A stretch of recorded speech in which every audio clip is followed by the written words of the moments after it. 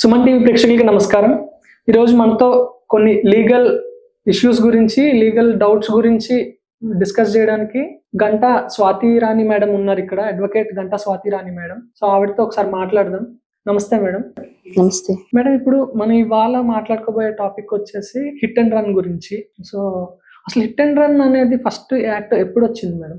అత్యాధునికమైన టెక్నాలజీతో fertility treatment అందిస్తోంది Medici IVF. General గా హిట్ అండ్ రన్ కేసెస్ అనేవి క్రిమినల్ రిలేటెడ్ ఉంటాయండి. ఈ యాక్ట్ అనేది 1988 లో స్టార్ట్ అయింది. మ్యాటోపీ కేసెస్ అంటారు వీటిని, MATOP. Okay, motor vehicles accidents tribunal original petition అంటారు వీటిని. కంప్లీట్లీ ఇది క్రిమినల్ కిందికి వస్తుంది. ఇందులో చెప్పాల్సిన మెయిన్ పాయింట్ ఏంటంటే ఈ జ్యూరిస్డిక్షన్ వచ్చేసి ఓన్లీ డిస్ట్రిక్ట్ ట్రిబ్యునల్స్ లో మాత్రమే జరుగుతాయి. ఫర్ ఎగ్జాంపుల్ ఏంటంటే లైక్ ఇప్పుడు మనది కొత్తగూడెం డిస్ట్రిక్ట్ ఉంది, భద్రాద్రి కొత్తగూడెం డిస్ట్రిక్ట్ వచ్చేసి ఇల్లందు, పాల్వంచ, ఈ డిస్ట్రిక్ట్ కి రిలేటెడ్ ఎక్కడ జరిగినా ఈ కేసెస్ వచ్చేసి డిస్ట్రిక్ట్ కోర్ట్ లోనే మాత్రమే జ్యూరిస్డిక్షన్ ఉంటుంది. ఇప్పుడు మామూలుగా ఇల్లందులో జరిగింది అనుకుందాం, ఇల్లందు కోర్టులో ఫైల్ చేస్తారు కేసు, బట్ ఇది అలా ఉండదు. మోటార్ వెహికల్స్ యాక్ట్ వచ్చేసి హిట్ అండ్ రన్ కేసెస్ వచ్చేసి కంప్లీట్ డిస్ట్రిక్ట్ కోర్ట్స్ లో మాత్రమే తీసుకుంటారు. This is main point to be noted. So ఇది రీసెంట్ గా ఒకటి మనకి హిట్ అండ్ రన్ గురించి ఒక అప్డేట్ వచ్చినప్పుడు కూడా పెట్రోల్ బంక్స్ వాళ్ళు, అంటే ట్యాంకర్స్ వాళ్ళు ఇట్లా బంద్ చేయడం ఇది జరిగింది. సో అసలు first of all hit and run first అసలు వచ్చిన మనకి యాక్ట్ మెయిన్ పాయింట్ ఏంటి అంటే, నాకు ఉన్నది నేను అడుగుతాను, నాకు తెలిసింది. ఇప్పుడు ఏదైనా యాక్సిడెంట్ అయితే వాళ్ళు అంటే కార్తో కావచ్చు, ఏదైనా వెహికల్తో వాళ్ళు ఎవరైనా యాక్సిడెంట్ చేస్తే వాళ్ళు ఆగకుండా వెళ్ళిపోతే అది క్రైమ్. లేదు వాళ్ళని ఆగి వాళ్ళ హాస్పిటల్ తీసుకెళ్ళడం కానీ వాళ్ళు అక్కడ ఉంటే అది ఆ హిట్ అండ్ రన్ లోకి రాదు అనేది నేను అనుకుంటున్నాను. అంతేనా కూడా? ఇనిషియల్ గా అది క్రైమ్ లోకి తీసుకునే వాళ్ళు. మనకి ఎలా ఉండేది అంటే జనరల్ గా ఫస్ట్ ఇది పిఎస్కే వెళ్తుంది. జనరల్ ఒక యాక్సిడెంట్ జరిగితే పిఎస్కే వెళ్తుంది. అక్కడ పోలీస్ వాళ్ళు జ్యూరిస్డిక్షన్ తీసుకొని అక్కడ so and so what happened అనేది కంప్లీట్ గా ఎంక్వైరీ చేశాక ఇప్పటి వరకు మనకి రీసెంట్ గా ఉన్న అమెండ్మెంట్స్ ప్రకారం అయితే అది they will get in to hit and run cases only. మనకి ఏంటంటే ఇందులో చాలా సెక్షన్స్ ఉన్నాయి, ఇంకా రీసెంట్ అమెండ్మెంట్స్ అనేది ఇంప్లిమెంటేషన్ లోకి రాలేదు. It take some time. మనకి ఏంటంటే రీసెంట్ గానే అమెండ్మెంట్స్ జరిగాయి, అది ఎంతవరకు ఇంప్లిమెంటేషన్ అనేది త్రూ అవుట్ ఇండియా రావాలి కాబట్టి it take some time for it. దీనివల్ల ఎక్కువ ఎఫెక్ట్ అయ్యేది ఎవరికి ఎక్కువ ప్రాబ్లం ఉండొచ్చు? విక్టిమ్స్ కే, యాజ్ యూజువల్ విక్టిమ్స్ కే ఉంటుంది. ఎందుకంటే ప్రాణాలు కూడా పోవచ్చు, చెప్పలేము. డ్రింక్ అండ్ డ్రైవ్ కూడా కేసెస్ కూడా ఇందులో మాక్సిమం పాసిబిలిటీ అదే ఉంటుంది. ఇప్పుడు జనరల్ గా అక్కడ అక్యూజ్డ్ దొరికితే ప్రాబ్లం లేదు, we can go on further investigation. దొరకకుండా పారిపోయి ఏ ఐ విట్నెస్ లేదు, రికార్డెడ్ ఎవిడెన్స్ లేదు అంటే no one can do nothing. So ఇప్పుడు ఒక యాక్సిడెంట్ వచ్చింది, సపోజ్ ఒక ట్రక్ వచ్చింది, ఒక కార్ని యాక్సిడెంట్ చేసిన తర్వాత అందులో ఒకరిద్దరు ఉన్నారు, వాళ్ళు అంటే తీవ్రంగా గాయాలైనాయి, గ్రీవియస్ హర్ట్ అయ్యారు వాళ్ళు. ఇతను ఆగి వాళ్ళని హాస్పిటల్స్ కి తీసుకెళ్లి పోలీస్ స్టేషన్ లో అంటే యాక్సిడెంట్స్ అనేవి ఎవరి తప్పిదం వల్లనే జరగవచ్చు కదా, వీళ్ళే మిస్టేక్ చేశారని కూడా లేదు. మేబీ ఆ కార్ వాళ్ళే ర్యాష్ గా రావచ్చు, ఓవర్టేక్ చేయడం ట్రై చేసి ఏదైనా అయ్యి ఉండొచ్చు. సో అప్పుడు అంటే ఎవరిది అనేది మన సైడ్ అంటే అవతల వాళ్ళది కాదు యువత వాళ్ళది ఉన్నప్పుడు అది మేజర్ గా వెళ్ళదు కదా. They will get in to compromise. Actually compromise agreement కి వచ్చేస్తారు, సమ్ అమౌంట్ కాంపెన్సేషన్ మేము ట్రీట్మెంట్ కో ఫర్దర్ మేము చూసుకుంటాం అని చెప్పేసి దే విల్ విత్డ్రా. లేదు అవతల వాళ్ళకి తప్పు ఉంది అన్నప్పుడు పిఎస్ దాకా వెళ్తుంది మ్యాటర్ ఇది. సో అక్కడ ఫస్ట్ ఏముంటుందంటే కంప్లైంట్ ఫైల్ అవుతుంది.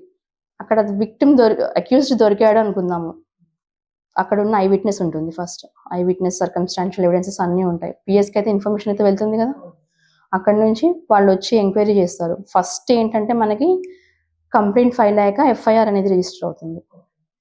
ఇంకొకటి ఏంటంటే ఎంబీఐ రిపోర్ట్ ఉంటుంది, మోటార్ వెహికల్ ఇన్స్పెక్టర్ రిపోర్ట్ ఖచ్చితంగా ఇవ్వాల్సిందే. ఎందుకంటే కండిషన్ చూడాలి వెహికల్ది. ఆ వెహికల్ కండిషన్ చూసాక అది ఓకే ఆల్ ఫైన్ అంటే చిన్న మినిమం ఇంప్రిజన్మెంట్ ఆర్ చార్జ్ తో పోతుంది. లేదు మేజర్ గా ఉంది, స్టిల్ అయినా ఆన్ రోడ్ తీసుకొచ్చారు వెహికల్ అంటే ఈ షుడ్ సర్టిఫై కదా. ఫస్ట్ ఆయన సర్టిఫికేట్ ఇచ్చాక ప్రాబ్లం ఉంది అంటే సీజ్ చేస్తారు వెహికల్ ని. సీజ్ చేశాక తర్వాత వాళ్ళ లైసెన్స్, రిజిస్ట్రేషన్ డీటెయిల్స్ కంప్లీట్ గా తీసుకుంటారు. They will take complete control over that vehicle, accused మీద ప్లస్ వెహికల్ మీద.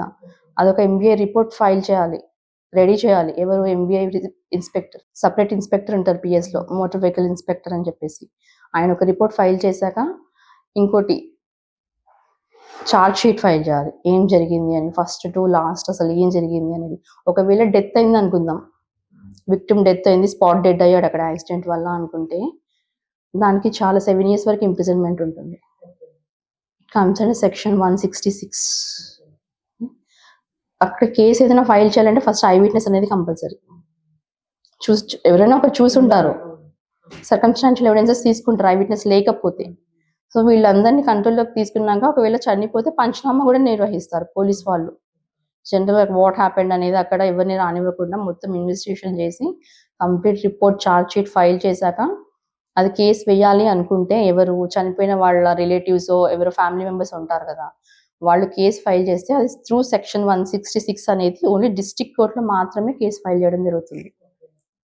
ఈ కేసు ఫైల్ చేయాలంటే ఇవన్నీ కావాలి: complaint, FIR report, PME report అని ఉంటుంది, పోస్ట్ మార్టం రిపోర్ట్ అంటారు దాన్ని, ఎంబీఐ రిపోర్ట్ ఒకటి, పంచనామా ఒకటి, చార్జ్ షీట్ ఒకటి.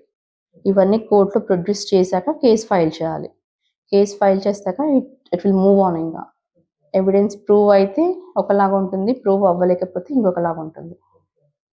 మేడం ఇప్పుడు సమ్ టైమ్స్ ఎలా ఉంటదంటే ఓనర్ వేరుంటారు, డ్రైవర్ వేరుంటారు, అలా ఉంటాయి కదా. సో అప్పుడు వెహికల్ సీజ్ చేస్తే అందులో ఓనర్ మిస్టేక్ ఏం లేదు. సో తను మరి దాని నుండి నష్టపోతాడు కదా. తన డ్రైవర్, తన ఎంప్లాయ్ కాబట్టి he should take the responsibility. Okay, అంటే వేరే ఛాన్స్ ఏం లేదా? అంటే వెహికల్ కావాలి ఓనర్కి అంటే he should come for compromise అంతే. మిస్టేక్ జరిగింది అంటే, అది మేజర్ మిస్టేక్ అయింది అని అంటే ఖచ్చితంగా he should take the burden. అవతల వాళ్ళతో మాట్లాడుకోవడం కానీ, లేదు మేము ఇంత పే చేస్తాం, కాంపన్సేట్ చేస్తాము, ఇప్పుడు కాంప్రమైజ్ జనరల్లీ ఏ కేసుకైనా ఫస్ట్ కాంప్రమైజ్ టర్మ్సే వెళ్తారు. ఎందుకు కోర్టు వరకు వెళ్ళడం అనుకో అని చెప్పేసి కాంప్రమైజ్ టర్మ్స్ సెటిల్ చేసేసుకొని బయట క్లోజ్ చేసేస్తారు. In that case we don't have any issues. లేదు ఫర్దర్గా లేదు మేము వినము విక్టిమ్స్ అన్నాను అనుకోండి, డెఫినెట్గా అది కోర్టు వరకు వెళ్తుంది. ఇప్పుడు సపోజ్ ఇద్దరిది ఒక్కొక్కసారి కొన్ని యాక్సిడెంట్స్ ఎలా ఉంటాయంటే, వీళ్ళు ఓవర్టేక్ చేయాలని ట్రై చేయడం, ఆపోజిట్ నుండి ఓవర్ స్పీడ్తో ఒక వెహికల్ రావడం, ఇట్లా కొన్ని ఉంటాయి. బోత్ పార్టీస్కి మిస్టేక్ ఉంటుంది. సో అలాంటి కేసెస్లో ఎలా డిసైడ్ చేస్తారు దాన్ని? అలాంటి కేసెస్లో ఇద్దరిది మిస్టేక్ ఉంది కాబట్టి అక్కడ కోర్టు వరకు వెళ్ళదు మ్యాటర్. ఎందుకంటే ఇద్దరిది మిస్టేక్ ఉంది కాబట్టి చలో విల్ కాంపెన్సేట్ బోత్ అదర్ అని చెప్పేసి అయిపోయింది. ఇక్కడ నా వల్ల నీకు ఇంజురీ జరిగింది, నీ వల్ల నాకు ఇంజురీ జరిగింది, అయిపోయింది అక్కడ క్లోజ్. ఎలా ఉంటుందంటే అది యాక్సెప్ట్ చేయరు, అక్కడ ఫాల్స్ ఎలిగేషన్స్ అవుతాయి కాబట్టి. ఇప్పుడు బోత్ పార్టీస్ అయింది, మిస్టేక్ ఉంది అని మీరు అన్నారు, బాగుంది. అక్కడ బోత్ పార్టీస్ యాక్సెప్ట్ చేస్తే అక్కడ మ్యాచ్ క్లోజెస్ దేర్. లేదు వన్ సైడ్ పార్టీకి ఎలిగేషన్ ఇంకొకరు చేశారు, కంప్లీట్ బర్డెన్ వన్ సైడ్ మీద వేసేసారు అనుకుందాం, అక్కడ ఫాల్స్ ఎలిగేషన్స్ వచ్చేసింది కదా. వాళ్ళు అది ఫాల్స్ అని అనుకోకపోవచ్చు, అంటే మేము కరెక్ట్ గానే వస్తున్నాం, వాళ్ళే ర్యాష్ గా వచ్చారు అని వీళ్ళు ఫీల్ అయ్యి ఉండొచ్చు. బేసిస్ ఆన్ ఎవిడెన్స్ ఇంకా అప్పుడు కంప్లీట్ గా అక్కడ ఏం జరిగింది అనేది మనకి ఈవెన్ ఇప్పుడు సీసీ కెమెరాస్ కూడా ఉంటున్నాయి కదా.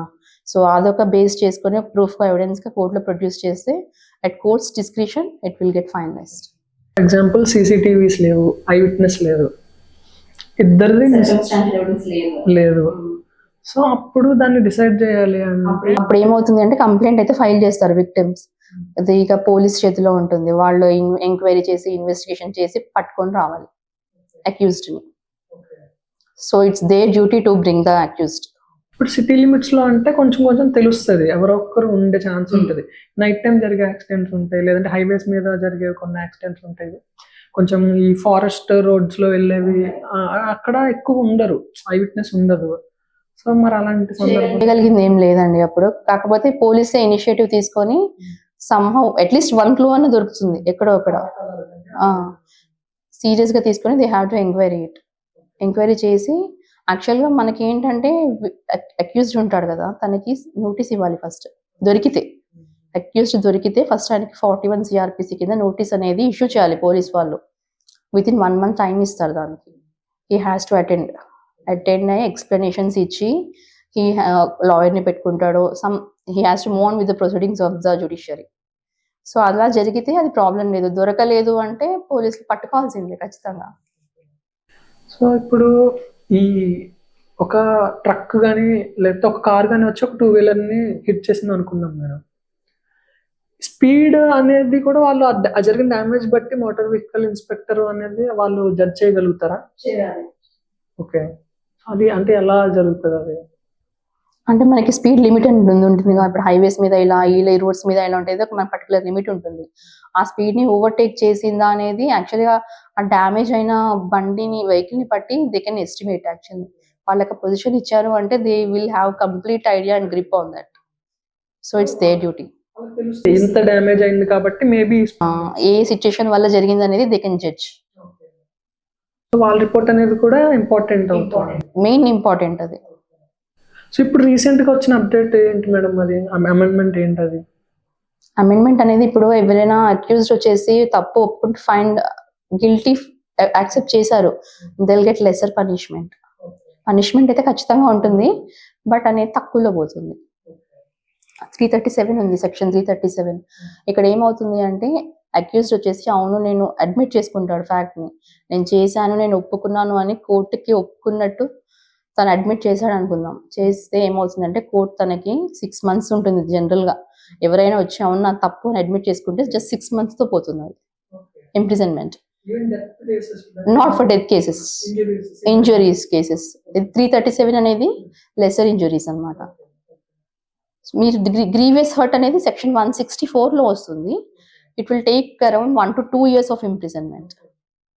337 కి వచ్చేసి smaller injuries or 500 rupees fine or both దీనికి ఉంటుంది. స్పాట్ డెత్ అయితే వీళ్ళు 7 years imprisonment compulsory.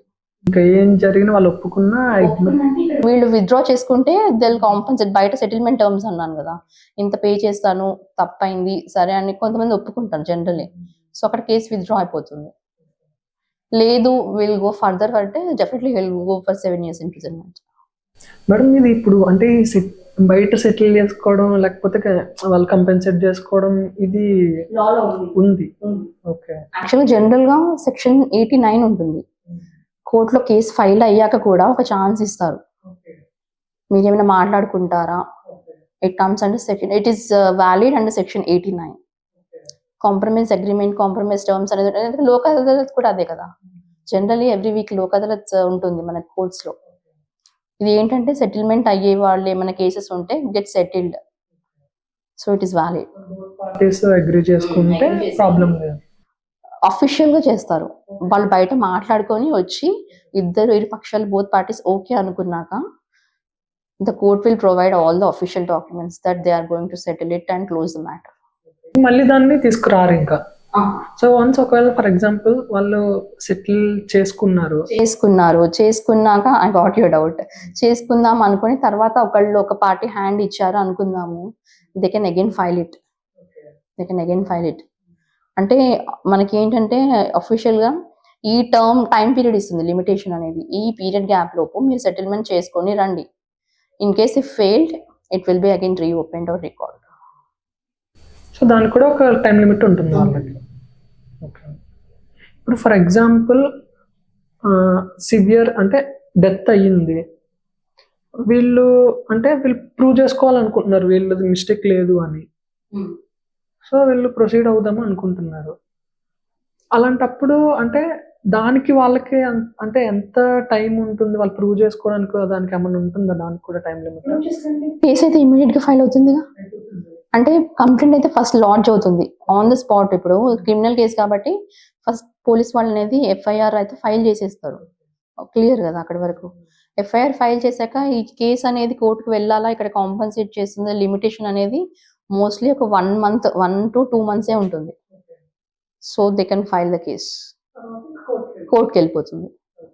In case వాళ్ళు లాయర్ని పెట్టుకునే సిచ్యుయేషన్ లో లేరు, they can not afford A lawyer అంటే the court will provide a free lawyer to them. DLSA and the District Legal Services Authority. So they will find it free of cost, will provide an advocate for them. Though those who cannot afford an advocate financially. అడుగుతారు మామూలుగా first time summons notice ఇచ్చినప్పుడు they have to attend to the court కదా. Judge గారు అడుగుతారు లాయర్ని పెట్టుకోగలరా అమ్మా అని చెప్పేసి అడుగుతారు. పెట్టుకోగలము అనుకుంటే హీ విల్ లీవ్ ఇట్, పెట్టుకోలేము అంటే he will write it that they need an advocate and the case will be forwarded to DLSA. ఇది ఈ rules okay. For example cattle అంటే ఏదైనా వాళ్ళకి కొంతమంది జీవనాధారం అదే ఉంటుంది. వాళ్ళ ఆవో గేదో ఏదో రోడ్డు మీద వెళ్తుంటే మేబీ దాన్ని హిట్ చేసి వాళ్ళు వెళ్ళిపోతే వాళ్ళకి అది వాళ్ళ లైఫ్కి అది డిస్టర్బెన్సే కదా. సో దానికి అలాంటి రూల్స్ అప్లై అవుతాయి. ఇప్పుడు క్యాటిల్ డ్యామేజ్ అవుతా అంటున్నారా? క్యాటిల్ డ్యామేజ్ అయితే జనరల్గా అది పిఎస్ వరకు తీసుకోరు. బట్ రీసెంట్ గా ఒకటి కేసు వచ్చింది విజయవాడలో, మీకు ఐడియా ఉందో లేదో, లైక్ హెన్ అనమాట, పౌల్ట్రీలో ఇది జరిగింది. యాక్చువల్లీ పౌల్ట్రీ వల్ల హ్యూమన్ చనిపోయాడు, హెన్ వల్ల మనిషి చనిపోయాడు. లైక్ అదేంటంటే నైఫ్ టై అయి ఉంది హెన్ కి లెగ్ కి, ఆ నైఫ్ వల్ల సమ్హౌ సిచ్యుయేషన్ బ్యాడ్ వల్ల పర్సన్ చనిపోయాడు. పర్సన్ చనిపోతే కోర్ట్ ఫైనలీ వాళ్ళు ఫైల్ చేశారు కేసు. ఆ హెన్ ఎవరైతే పెంచుకున్నారో, who is the owner of that hen and poultry, తను బేర్ చేశాడు. So is responsible for the burden.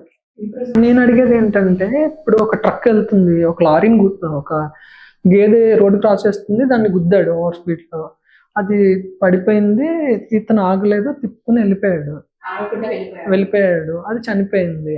I witness ఎవరో చూసారు, కేసు వేశారు, వాడు కోర్టుకు వచ్చాడు. ఇప్పుడు వాడికి ఎలాంటి శిక్ష ఉండొచ్చు? అంటే మనిషి చనిపోతే మీరు 7 years వరకు అని చెప్పారు కదా.